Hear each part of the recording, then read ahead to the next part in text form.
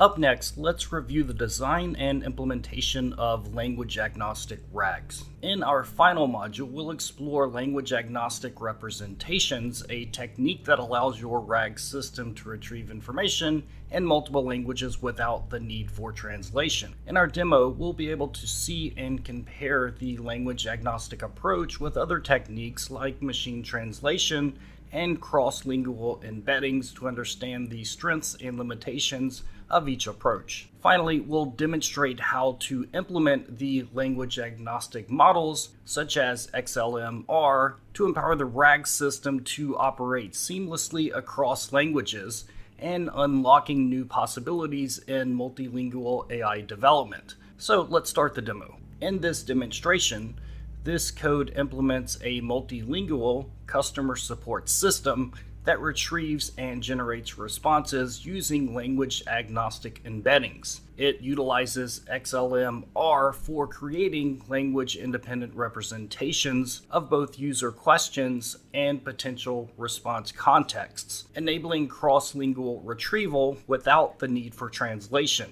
The system first attempts to find a relevant answer from a predefined knowledge base. If no direct match is found, it uses XLMR to generate embeddings for the question and available contexts from Wikipedia and web search APIs, then calculates the similarity between them using cosine similarity and retrieves the most relevant context. A response is then generated using the T5 model. The system can handle multiple languages using translation pipelines to translate questions and responses as needed, ensuring users can interact in English, Spanish, French, or Chinese. First, we will install the needed libraries. We'll use pip to install transformers, torch, Wikipedia API, Google Search Python, requests, Beautiful Soup 4, and scikit-learn. Now let's review the code. As you can see, I've created a file called customer support xlmr.py. In step 1, we'll import the necessary libraries for model loading, web scraping, text translation, and Wikipedia integration. In step 2, we suppress warnings related to special tokens and set the logging level for the Hugging Face transformer library to prevent unnecessary messages to the console. In step 3, we load the knowledge base from the JSON file, which contains FAQs, or frequently asked questions.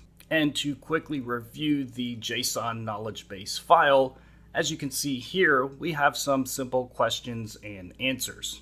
Going back to the Python code, in step 4, we initialize the models and APIs with Wikipedia's API, XLMR model and tokenizer, and T5 model and tokenizer.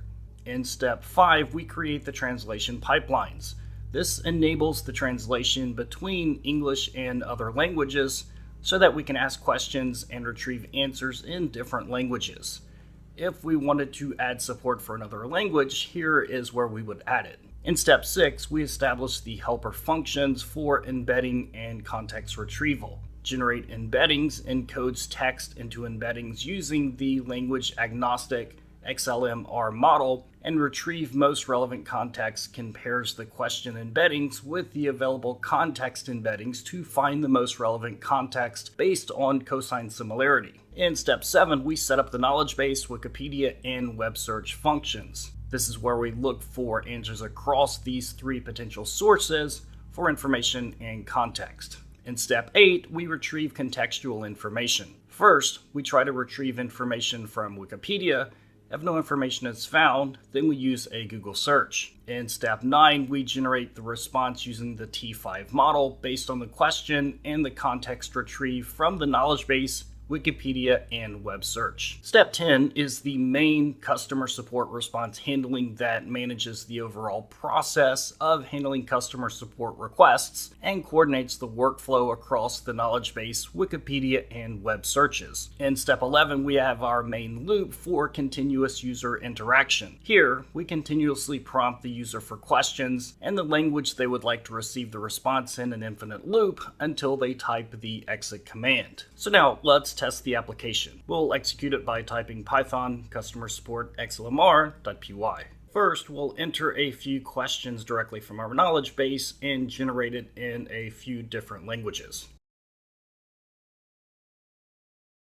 And as we can see, the translation pipeline has generated the response in 4 different languages. Just to exercise the functionality, we'll enter another question, what does the ping command do, which should redirect it to Wikipedia and web searching. And as we can see, we received a response to what is the ping command, which gives us a pretty simple response. Obviously, we could spend more time fine-tuning this aspect so that it works much better with outside information from our knowledge base. And this concludes our course. I hope you have found this multilingual information valuable. If you have any questions, feel free to reach out to me on the discussions tab. You can also find me on LinkedIn if you search for Brian Latort. Thanks again for listening, and I hope you have fun enjoying the new multilingual RAG knowledge you may have gained.